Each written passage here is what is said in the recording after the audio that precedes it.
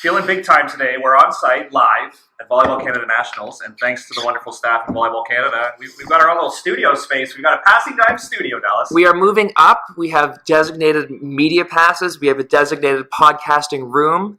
You can't hear us, but there's literally 30,000 people watching us in a glass box record this podcast. And you know what the even better thing is? They don't even know they're watching us. My favorite part is we just found a local legend in the hallway who's agreed to be on the show. So our guest today played on possibly the best club team of all time. Possibly the best university team of all time. He's a medalist at Canada Games. He's a medalist on the OVA Beach Tour. He's played in Europe and in several countries, and I can't wait to hear some of these stories. German Bundesliga silver medal. And now he's here coaching, and it just shows that he's definitely in love with our sport, and he's going to play a nice little demo pro match tonight for One Volleyball. So we've scooped up a good guest here. Please welcome to the show, Passin Dimes, Erik Mattson. Welcome, Erik. Thank you guys for having me. Awesome. So how was Nationals? I guess we'll cover that as we're here in Toronto at Youth Nationals with Volleyball Canada. It's pretty cool. It's my first one since competing in 18U back in 2008. So being back in a big convention center like this is bringing back some memories from my time as an OVA athlete. But now on the flip side, coaching a 16U Phoenix girls team. We wrapped up this morning. Didn't go quite as well as we wanted it to, but it was a fun weekend, so a good experience overall. That's good. It's good to see athletes like you, and Becky talked about this on the podcast last week, of just imparting your knowledge and giving back to the community. I think that's a big part. And the volleyball culture needs more mentors, so it's good to see you still involved, even though you're not playing anymore. Yeah, exactly. Like I feel like with my playing experience, it's good to be able to give back to the programs and the association volleyball here in Ontario. So it's been pretty cool to give my 2 cents here and there, and hopefully inspire a few of the younger athletes to continue to love the game and continue playing. So while we're surrounded by thousands of club kids, let's cover it right away. So you played Toronto Blues, and help me with the list here, because it had yourself, Sam Schachter, Steve Hunt, Michael Amoroso. Amoroso was a year older. Year older, okay. Matt Taylor was on your team? Yeah, Matt Taylor right side. Tyler Motherwell. Tyler Motherwell, our dark horse little bench guy there. We called him the quarterback at U. He went on to play university, right? Played at Waterloo. Riley McAllister went on to set. Matt Poulin. Matthew Poulin was on the team as well. Luka Milosevic, who played at Ryerson. And Sean Cito. So, yeah. Close friend to Ray Zito? Same last name. Spelled a little differently. Spelled and pronounced a little differently. Good 9-man player. I think played U of T his first year, maybe. I think he did play some post-secondary. One, maybe two. Yeah, not 100%. Shows how deep the team was. And, of course, you were coached by Mike Chumley, another character in the volleyball community. So what was that season like? Did you guys know you were legit when that team came together, or what was that season like? I think we knew that we were going to be able to do something pretty special when we first came together in U17. Because that was after Scarborough Falcons folded. And Mike Chumley was able to assemble a pretty good team from a few different clubs, bringing guys in. So we had the few guys come from Durham Attack. We had Schachter and Cito come from Aurora Storm. Snag Poulin from Barrie Elites. And then me and James Hill came over from Scarborough Falcons. So we were able to put together a pretty good squad. Nice. And not a lot of people know this about you, but when you decided to go to Alberta, you kind of had to rearrange your school schedule. What was that like in grade 12? Because I believe you started taking extra credits or night school to start to get it done just so you could go to Alberta, right? Yeah, so my earlier high school grades, I wasn't too into the sciences or maths. Or the reading. Or the school part. So in grade 12, actually, I just left my home school and went to a smaller independent private school where I was able to get a few more courses done, because the phys ed program at U of A required different high school courses as opposed to the Con Ed programs in Ontario. So went to this really small school, no sports teams, no clubs at the school. So it was kind of just put my nose to the grind and get what I needed to do done in order to go to U of A. So how did U of A kind of identify you, and what made you really want to go to that school? So it would have been my U17 nationals when we went out to Abbotsford, the Trade X, And that year I went with our 18U team. So I was with Amoroso, Higgins, Steve Hunt was playing up on that team. Was Cam Whelan on that team too? Cam Whelan was a year older, so he was he would play when we'd go 19U tournaments because he did his 5th year high school. And yeah, I was fortunate enough to have a good one game that I played at that tournament, and thankfully got noticed. So once we returned back to Toronto after the tournament, my coach at U of A, Terry, contacted my coach, Mike Chumley, and just started the conversation there. And then December of my grade 12 year, they flew me out there for a recruiting trip, check out the school, get to meet some of the players on the team, saw a couple matches, got introduced to some of the people on the education side of it, and probably about 45 minutes to an hour after I got home from the airport, called Terry and said, if I get accepted, I wanna play for you.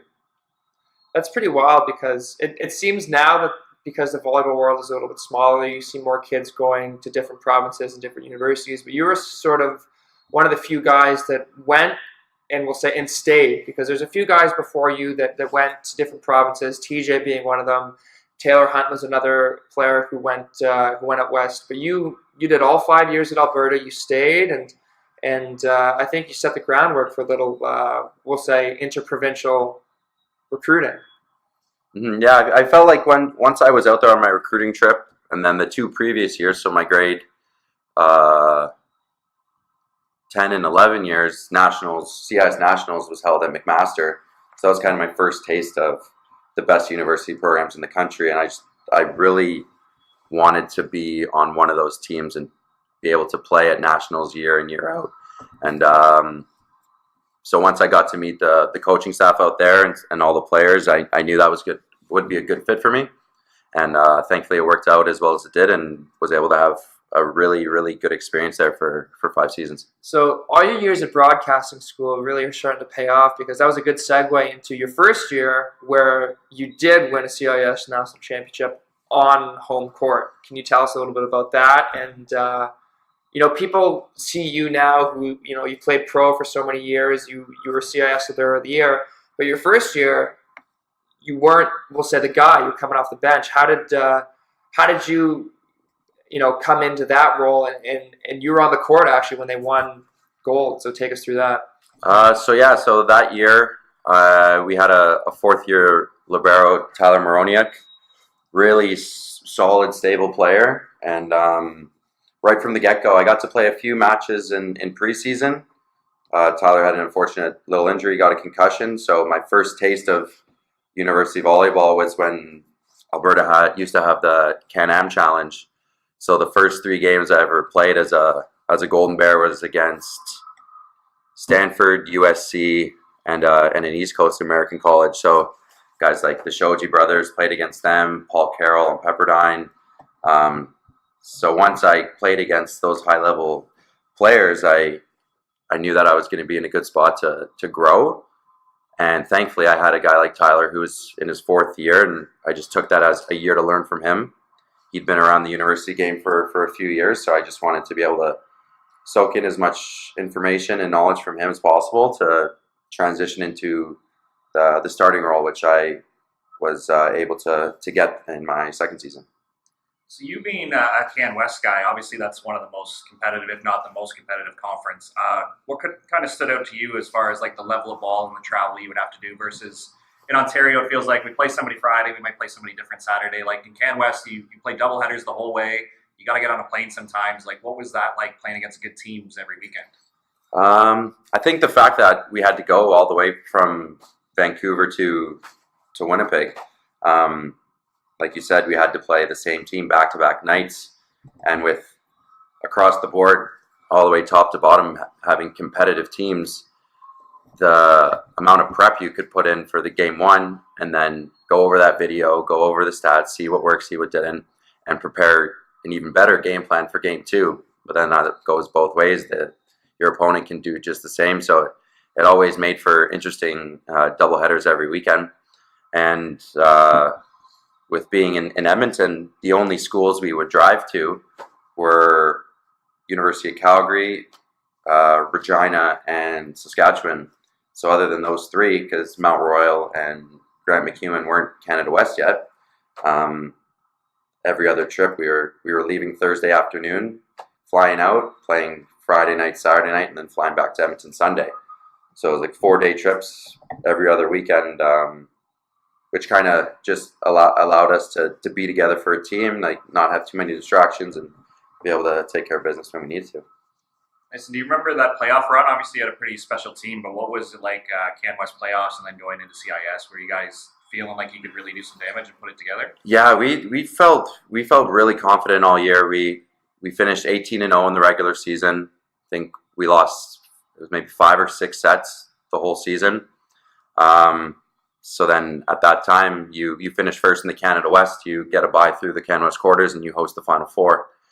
And then we were also hosting nationals, so we knew we were going to be at that tournament. So those last couple weeks of the season, we knew we were going to play at home. We knew we were feeling pretty good going into playoffs. And that team that year was by far the best team I've played on, top to bottom. The guys that we had were incredible players, really good teammates. And I guess in our Canada West semi and final and the 3 games at nationals, we didn't lose a set. So we played really well, and it was really cool to be able to do that on home court in Edmonton. Now, do you still have your national championship ring? I still do. It's in my sock drawer, I believe. But sometimes when I'm running low on socks, when I haven't done laundry in a while, I get a little peek of it at the bottom of the drawer. You bring it to the top of the drawer, and it's just one of those. It's got some weight to it. I'll tell you that. It's a big ring. Now, I'll say this is for our listeners, but really it's for me. Let's name drop some of the players you played with. You said it was a very special team. Was Ben Saxton in Alberta that time? So that Ben Saxton was a third year, so he was the starting left side. Mike Duraco was our starting setter. Joel Schmulin, the bearded menace, as he was nicknamed. He grew the beard all year because you were at nationals. Right? Exactly. It was a playoff beard and he started it. We knew we were hosting, so I think September 1st he clean shaved his face and didn't touch it until after nationals. It's a burly man. He's a big dude, big human. So who else do we have? Tim Gourlay, very, very steady, consistent left side, very good ball control guy. By the end of the year, we had Thomas Yarmock was the left side coming off the bench. Ended up playing 4 seasons for Champions League teams in Europe. So we had guys like that. Spencer Leisky in the middle, who's to this date hits one of the hardest balls I've seen live. Justin Murda, good BC middle, who's just one of the better blockers that I've played with. Tanner Nault was on the bench. Jason Duraco on the bench. So we had some national team guys on the bench. It was a pretty deep lineup, and so it just made our training sessions competitive. So we were playing across the net against guys who played 5-6 years pro, national team. So it was very cool to be in that gym. So you win a national championship your first year. You come back to Toronto, where you're from. Did any Ontario coaches try and stick their hand in the honey pot and schmooze you to transfer in? I can't remember any specific instances, but I'll say with that most confidence, if anyone would have tried, I would say I'm more than comfortable where I am. So I thank you, but no thanks. But no thanks. So you just touched on it with like national team players on the bench. That actually wasn't unusual that provincial team players redshirted Alberta. So what was it like in practice? How many bodies would you guys keep? Like how competitive was that environment? Because like you said, there was guys not in your starting 6 who could be starting at other schools probably. So the scrimmages in practice probably got pretty gnarly at certain points, right? Yeah, so I think that year, I think we had maybe 22, 23 on the roster. So we had a lot of bodies in the gym, which allowed us to have 2-3 courts going, depending on what we needed to work on and get done. But yeah, like once we got into 6-on-6, it was, I'll have to say, at some times it felt like a lot of our practices were better than a lot of our matches, competition-wise. So we was just really fortunate to have that amount of high-quality volleyball players, and it allowed our team to raise our level to where we needed to be to win nationals. Nice. So from coming through with Alberta, where you mentioned a lot of names there go on to play professional, what was kind of the first hint that that's something you wanted to do, and how did you go about getting an offer or getting an agent? Like, kind of walk us through what happened after graduation. I think it probably would have been around my 3rd or 4th year where some of the guys that I played with at U of A got contracts and went overseas. It kind of opened that train of thought to start thinking that maybe that's something that I might be able to do. And I was very fortunate after nationals in my 5th year. Terry called me into his office and told me that he's received interest from a Bundesliga team in Germany, and so started talking with them and ended up signing the contract just at the start of my last semester of exams. So that made studying. You motivating. I was motivated to study. I will say that, but I got pretty lucky. You know what they say: C's to get degrees, right? Yeah, but we won't tell that to the younger athletes. Stay in school and work hard. But yeah, so that team, which has been renamed now Avivo Duren, Blair Ben was playing there that current year. So he was moving on. He went to play for a team in Pro A France. So thankfully he had some good things to say about me, and the managers and some of the player manager director of Duren knew Terry, so that was an easy way for them to open up the dialogue about the potential chance for me to go there. And so yeah, my first year I didn't have an agent, but then after that season, because Blair ended up coming back to Duren after, so when I had my little exit meeting, they said, yeah, Blair's coming back. I said, well, I appreciate the year here because I know he's a pretty damn good libero, so I had to start looking into other options. And so I signed with LT Volley and Joost Koistra, who's based out of Holland, and so he got a bunch of my game film from that year, and then thankfully got picked up by SVG Lüneburg, which has had a number of Canadians play there the last couple of years. Ray Zito's been there the last 2 years. Tyler Kozlowski's been there for 2. Ryan Slater played there this year. Adam Schreimer was there this year. So it worked out with him because the coach there, Stefan, knew of me playing endurance, so it was not really necessary. He didn't need any video because he had seen matches throughout that season, and they made an offer, and I ended up staying there for 2 seasons. So that's kind of kickstarted that. So you mentioned a lot of Canadian guys. You actually had the opportunity to play with one of your club teammates, Steve Hunt, professionally. Mm-hmm. What was that like, and how did that, like, what did the guys in the team think when you said, oh, I've been playing with Steve since I was, 16, 17 years old? Yeah, that was really cool. So with Steve going to Hawaii, he got overseas a year before with only playing 4 years in the NCAA. So my 5th year at U of A was his first year overseas. He was playing in Greece. And then once I signed with Duren, he gave me a call and mentioned that he's got an offer from Duren. And so we got pretty excited for the potential chance to play together. And once we signed, we found out that they were going to give us an apartment together. So I got the chance to live with them for the year.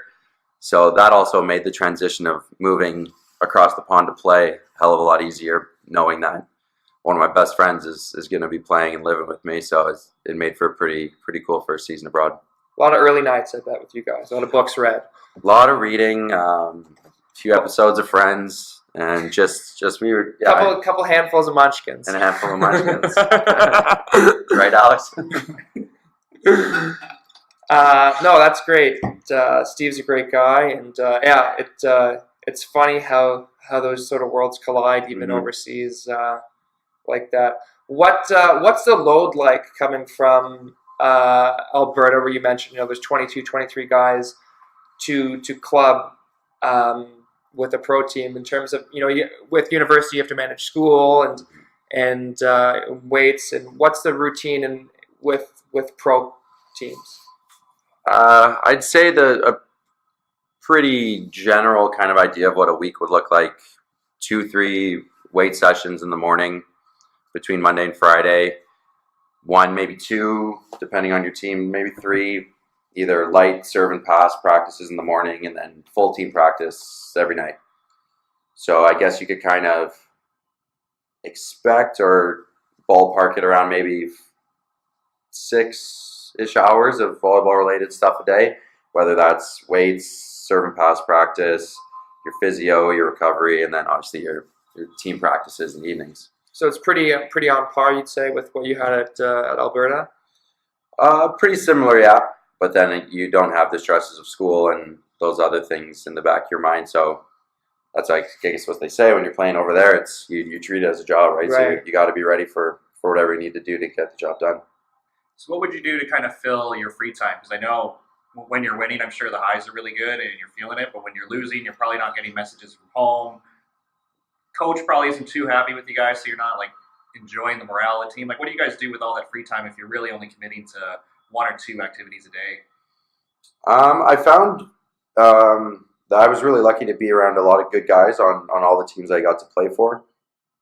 And you try and find things to do to stay busy. Try and find things to kind of take your mind off volleyball, because a lot of the times you'll see guys over there, they're over there to play volleyball. They just get so caught up in results and pressures from maybe your manager, the team president, sponsors, with the demands to perform well day in, day out, that it's good. You go for lunch with a teammate, go to the movies with teammates, try and just find things to keep yourself busy and just kind of stay calm, cool, collected, and find a way to hit the refresh button if you need to. Yeah, one of my biggest things is just FaceTiming people from home, because again, like you're away. I remember all those calls. You got a few of them. Yeah, that's for sure. I think I might have imagined a few of them, but we'll make up for it soon. Yeah. Like, as a foreigner, did you ever feel pressure from a sponsor or the coach or anything like that your contract's kind of on the line? Because you went 1 year at a time for the most part on your contracts, right? Yeah. So I played for 4 different teams with the 2 years in Lunenburg. But yeah, because you feel like you need to do well, because you're always trying to fight for that next contract. So I remember in my first year, for a good chunk of the season, I was really struggling performance-wise. And so as the thoughts go through your mind, like, am I not playing well enough to the point maybe I'm going to get let go, or they're going to bring in another guy to replace me? So those kind of pressures, I might have added a little bit more to myself, just kind of with my, I don't want to say hunt for perfection, but I wanted to do well always. And thankfully I had an American teammate who was a little bit more experienced than me, played already a couple years in Europe.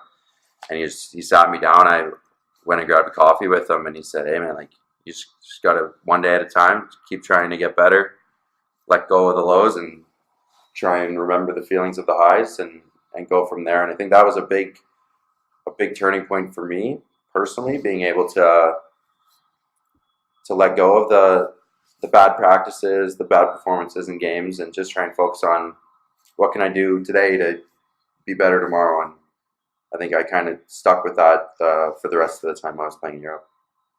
Nice. So just to kind of talk specifically about the libero position, you weren't like an outside who transferred later in a career. I think you were like a libero right through club, right through university to pro. Career guy. What would you kind of say to a younger athlete who wants to be a libero? Like, what really helped in your development?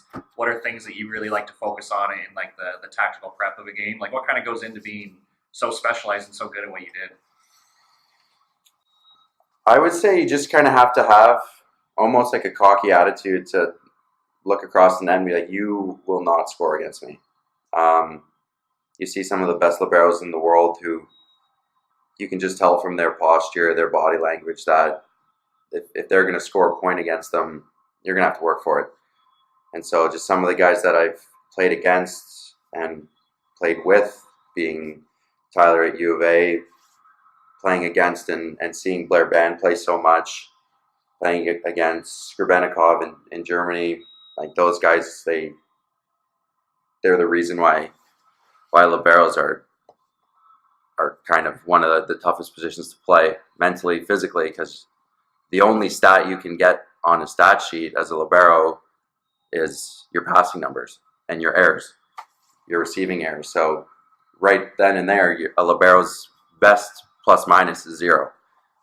Whereas if you're an outside, if you have a bad game attacking wise, you can make it up maybe blocking, serving, that sort of thing. But with a libero, you have to be able to stay mentally focused the whole game. And you might have a really good game, but you'll look at a stat sheet and it'll say -2.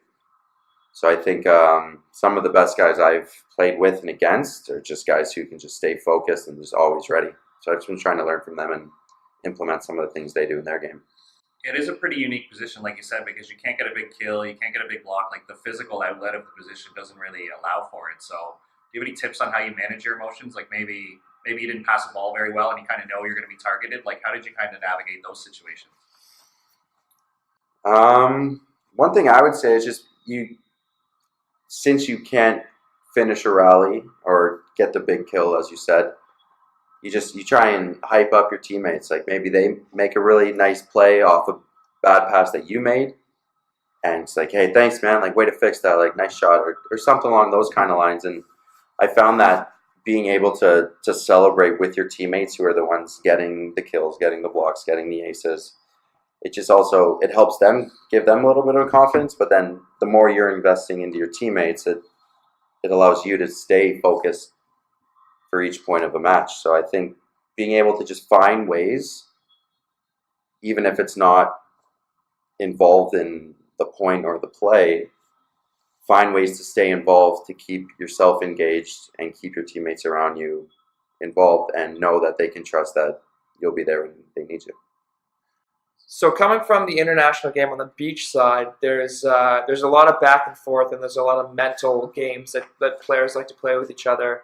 And that sort of shows up sporadically in the university game here in Canada. When you would make a big play, you make a pass, you got a guy's number, you make a big dig. You throwing any chirps at him through the net? And if you do, what's the go-to language you're throwing out there? Well, I guess right from the get-go, I'm already 3 meters off the net because you got to stay in the back rows a little bit. Yeah, no one's coming after you. You got a green light to say what you want, pretty much. I just usually have 3 big guys in front of me, so I got a pretty good first line of defense. But yeah, I think if a guy makes a nice attack and you can put it in the air, and if your team transitions that ball, it's a little bit of a stare down maybe. I've tended to use that one quite often. Sometimes flex on them. Sometimes the Matumbo finger wave, like, nope, not today. I've used that a few times. Yeah, but I guess like the verbal thing isn't really the best way to go, because you might be saying it across the net to some guy that doesn't speak English. So it might not really work out the way you intend it to. Or you surprise them with some Dutch, and then they'll be even more confused. Yeah, I guess that might throw them off as well. It's funny when I come to events like nationals, and you see the culture of kids, and you realize, even though we're not that far removed, the culture of the game really likes to stay the same. You were a big shoe guy in university, and I walk around here and I see all the guys here mainly wearing basketball shoes instead of volleyball shoes. You were one of the first guys to sort of have that swagger about you. What was your favorite pair of shoes that you wore, and what's your favorite pair of shoes now? The first taste of basketball shoes I noticed was when University of Southern California came up to us, and then being a Nike school, they cruised into the gym, USC, Nike, everything, luggage. They got winter jackets just probably for their trip to Edmonton, because they wouldn't need those in LA. It was July. And okay, it was October, but pretty close to July. A few months, but who's checking, right? And the whole team had Nike ID Kobe 4s. And so that Christmas when I went That's some out, heat. they were fire. And those were the first basketball shoes I went out and bought when I came home for Christmas. Those were a mom and dad Christmas present. And those were by far my favorite pair of shoes. So that's my first year. Wore them for the second semester. And since then, I've just always been a Nike guy. KDs, I like those. The Kyries are really good. But yeah, you see walking around nationals there. These basketball shoes, they're getting pretty loud. They're getting pretty loud. They're starting to look a lot like moon boots. These kids are looking a lot like astronauts out here. You're not wrong. I do have to say though that I think the way that it's been seeming to look around here at nationals this weekend, the sock game is in shambles. We're in dire straits right here. We're in a tough spot right now with the socks. Well, that's an easy fix, Just go with an all-white pair of Nikes and you're all fine. Good. So I'm gonna come back to your pro career. you've had some interesting experiences as a lot of players do overseas, but this one was sort of out of your control. For those of you that don't know, Erik had I don't even know if you want to call it a visa issue. It was more like a mail handling issue with what your government documents. Yeah, so I'll get into it a little bit here. So it was my 4th year playing overseas, and you can only be in the EU without a visa for 90 days before you have to leave. And if you're caught over there past your 90 days without a visa, it can be pretty costly to you financially, and it can disrupt your chances of going back to the EU to play for a number of years. So what happened was I needed to get police checks from the countries I've lived in the previous 3 years in order to get my work visa. And so I had to get one done from Germany, and an invoice came to my club offices, and they somehow missed that piece of mail. Hopefully that intern got fired.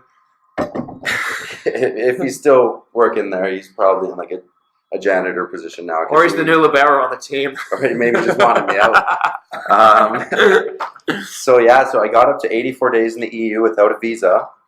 And their solution to that was go through the same process again to get my German police check. But I had to leave the EU. So I got in a van with a guy who didn't speak a word of English.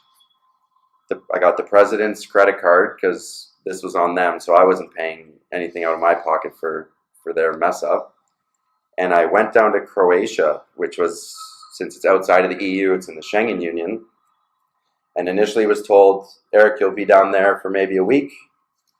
But fast forward 3 weeks, I was still down there, which was a very, very tough few weeks because I was only speaking English if I was FaceTiming friends and family to complain about how crappy the situation was. And eventually I got to go back up, and I played a game 2 days later, but now I was at 89 days in the EU. And by this point, my Canadian police check had expired. So I thought, well, this is it. I'm going to end up in some prison in Europe, and I don't know what's going to happen. So then the next step was they booked me a flight, flew back to Toronto, and had to go through the process of my Canadian police check and German police check. Toronto's outside the EU, right? It's just outside the EU, I believe, yeah. But I think that the positive out of it was I got to be home with my family for my birthday and Christmas. So I hold on to that positive so I can forget about the whole rest of that. So how many league games did missing this invoice for your German police check cost the club? I missed 8 matches because I was home for almost all of December and in Croatia for 3 weeks of November. That's insane that you're missing a foreign starting player on your team because you couldn't find an invoice for paperwork. Like that's insane. I think that happens a lot in the NHL and the NBA. I just want to call that par for the course, you know? So because it wasn't on you, obviously, when you returned to the club, was everything fine and you kind of just stepped right in for the second half of the season? Were you bitter at all when they were like, hey, why don't you just come back? Honestly, it ended up getting to the point where I was just happy to be on the court again because it was almost 2 months without playing a match for a team that I signed for to play for the whole season. But I felt like for the rest of the year, if I had any other kind of issues, I was in the driver's seat and had some pretty heavy leeway. So dinner was on them for the rest of the year. So I might have milked it a little bit, but I'm just going to say rightfully so. And you're not playing overseas anymore, obviously. You're here back in Toronto, giving back to the game. I know that you battled injuries for a little bit. What was the sort of the determining factor that we all have one? What was it for you that you just said, you know what, I need to take a step back now, and I'm not going to sort of look for that contract again? I think it would have started just before heading over to the Netherlands. Was when my back issues kind of reached a whole new level. But I knew I was capable of playing at a high level, so I dealt with the pain, dealt with all the things that come with a an injury because I wasn't ready to stop playing. It was a very, very difficult season physically in Holland. The volleyball was good. We had a pretty good season.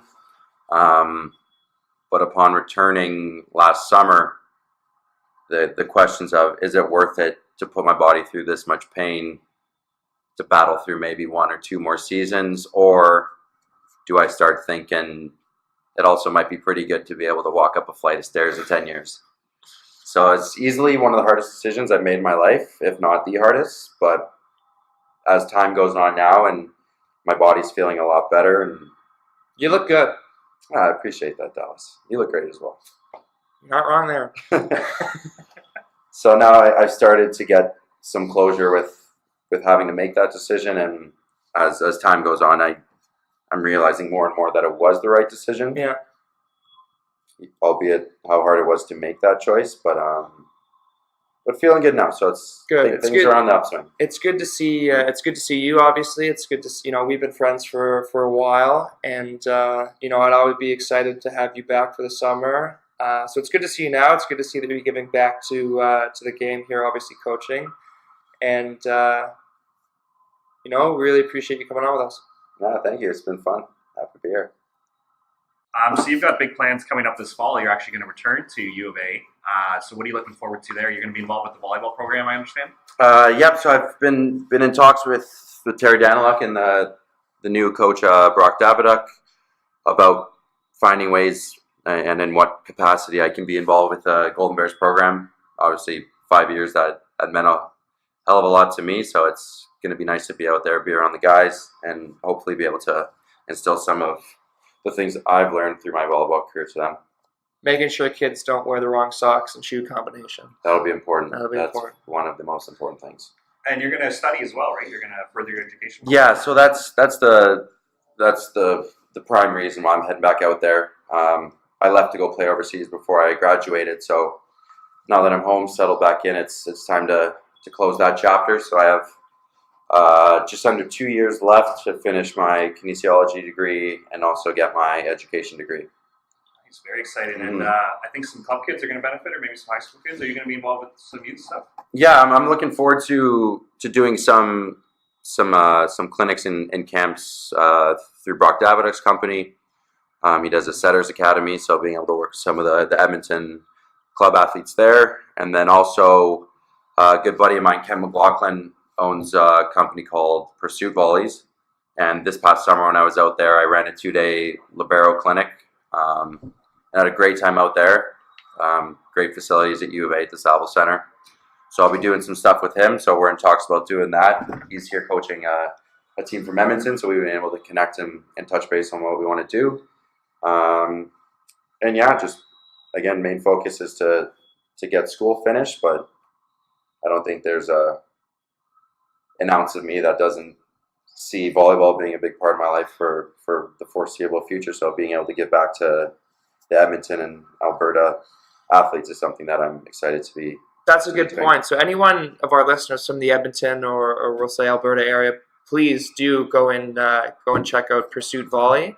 And Erik, he's got a ton of knowledge here, and you'll obviously benefit from his expertise.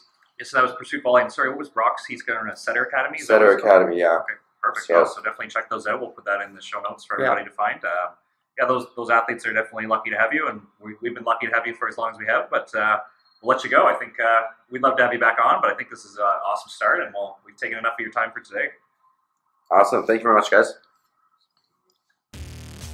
Friends of the show, this is Passin Dimes' first pledge drive. We're not asking you to tell a phone. We're asking you to tell a friend. We got to spread the message about what Passin Dimes is all about. What do you like? We know what you like. You like podcasts. You like volleyball. You like friendship. Guess what? That's Passin Dimes. If you like what you've heard today and you like other episodes, be sure to subscribe to us on Podbeam, Apple Play, wherever you get your podcasts, and be sure to click our link to our Instagram page to check out snippets from the show and subscribe on Podbeam. Be sure to give us a FIB 5-star major review thing. 5 stars. 5 stars. 5 star. 5-star major.